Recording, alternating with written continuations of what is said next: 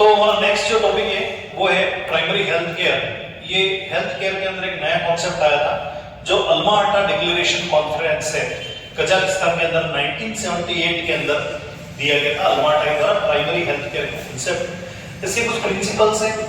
जो सबसे पहला प्रिंसिपल है वो है इक्विटेबल डिस्ट्रीब्यूशन। जो भी स्वास्थ्य सुविधाएं हैं उनको इक्वली क्या करना है, आपको डिस्ट्रीब्यूट करना है। दूसरा है कम्युनिटी पार्टिसिपेशन, यानी कि ज्यादा से ज्यादा आपको लोगों को क्या करना है, इन्वॉल्व करवाने की कोशिश करनी, तभी आपका कोई प्रोग्राम वगैरह है हेल्थ से रिलेटेड वो सक्सेसफुल हो जाएगा। उसके बाद में इंटर सेक्टरल कोऑर्डिनेशन है, यानी जितने भी सेक्टर्स हैं, अलग अलग डिपार्टमेंट है, एजुकेशन, मेडिकल, जितने भी हैं, उन सबका जॉइंट कोलैबोरेट करके उनको इंटीग्रेट करके आप क्या कर सकते हैं, सर्विसेज लोगों तक पहुंचा सकते हैं। नेक्स्ट है एप्रोप्रिएट टेक्नोलॉजी। अभी के करंट सिनेरियो के हिसाब से जितना ज्यादा हर चीज टेक्नोलॉजी बेस हो गई है, तो आप ज्यादा से ज्यादा नई नई टेक्नोलॉजीज का यूज करें। उसके बाद में नेक्स्ट है हमारा फोकस ऑन प्रिवेंशन, यानी कि prevention is better than cure. आप क्या करेंगे कि प्रिवेंशन पे ज्यादा आपको क्या करना है, फोकस करना है। उसके बाद में नेक्स्ट जो हमारा है वो है elements of primary health care. जो एलिमेंट्स है कुल मिलाकर 8 एसेंशियल एलिमेंट्स को इसमें इंक्लूड किया गया है। फर्स्ट है education about prevailing health problems and how to prevent and control them. अभी वर्तमान में कौन कौन सी हेल्थ प्रॉब्लम जो लोगों को सबसे ज्यादा फेस करनी पड़ रही है, उनको आइडेंटिफाई करना, उनको आप कैसे रोक सकते हैं और उनसे कैसे बच सकते हैं, उसके बारे में आपको लोगों को बताना है। उसके बाद नेक्स्ट है food supply and proper nutrition, कि एक जो मिनिमम न्यूट्रिशन है एक व्यक्ति को, प्रॉपर न्यूट्रिशन है, उसके बाद बारे में अवेयरनेस देना और उनको फूड सप्लाई प्रॉपरली देना। उसके बाद में adequate supply of safe water and basic sanitation, यानी कि जो सेफ वाटर है, ड्रिंकिंग वाटर है, वो प्रोवाइड कराना।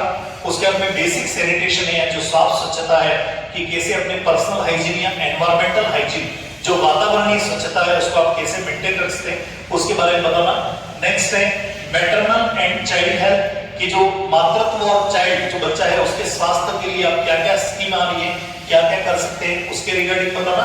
और फैमिली प्लानिंग, मतलब परिवार नियोजन के कार्यक्रम के बारे में लोगों को अवेयर करना कि कौन कौन से कॉन्ट्रासेप्टिव के मेथड्स हैं, 2 बच्चों में 3 साल का गैप कैसे रख सकते हैं। उसके बाद में परमानेंट जो टर्मिनल मेथड्स हैं, वैसेक्टोमी, ट्यूबोक्टोमी, और कौन सा मेथड है किस कपल के लिए इंपॉर्टेंट है, जैसे कि बैरियर मेथड किसी के लिए इंपॉर्टेंट हो सकता है, किसी के लिए इंट्रायूटेराइन कॉन्ट्रासेप्टिव डिवाइस है वो इंपॉर्टेंट हो सकता है, किसी के लिए हार्मोनल मेथड जैसे मालाडी है वो इंपॉर्टेंट हो सकता है, और उसके क्या बेनिफिट्स है, क्या डिसएडवांटेजेस है, उनके बारे में बताना है।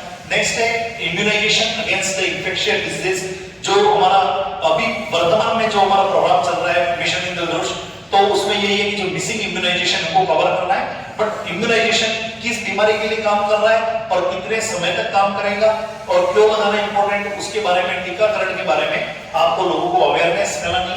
उसके बाद में prevention and control of endemic diseases. मुख्य रूप से 3 तरह की डिजीजेस होती हैं, एंडेमिक, पेंडेमिक और एपिडेमिक। एंडेमिक मतलब आपके पर्टिकुलर एरिया के अंदर कोई विशेष बीमारी फैल रही है तो उसको हम एंडेमिक कहेंगे। अगर कम्युनिटी लेवल पे या उसने कहीं कंट्री को कवर कर रखा है, पूरे समुदाय को कवर कर रखा है, तो उसको हम एपिडेमिक कहेंगे। और पेंडेमिक कोई बीमारी जो वर्ल्ड वाइड फैली हुई है, जैसे अभी वर्तमान में जो कोविड-19 या कोरोना है, वो पेंडेमिक डिजीज के अंदर आता है। उसके बाद में उसको प्रिवेंट कैसे करना है एंडेमिक डिजीज को, और उसको कंट्रोल कैसे करना है। जैसे वेक्टर बोर्न डिजीजेस है, वेक्टर बोर्न में आ गया आपका काला अजहर हो गया है, मलेरिया हो गया है, डेंगू हो गया है, फिलेरियासिस हो गया है, ये सारी वेक्टर बोर्न डिजीज के अंदर आ रही है, तो वो कैसे प्रिवेंट करेंगे। उसके अंदर कॉमन इन्फेक्शन को ट्रीटमेंट करना, ट्रीटमेंट ऑफ कॉमन इन्फेक्शन की जो ट्रीटमेंट है उनको कैसे करना है। और लास्ट वाला हमारा एसेंशियल ड्रग, जो बेसिक ड्रग्स है वो लोगों की पहुंच तक हो सके, जैसे एंटीपायरेटिक, एनाल्जेसिक और एंटी इंफ्लेमेटरी। तो ये हमारा प्राइमरी हेल्थ केयर है, ठीक है।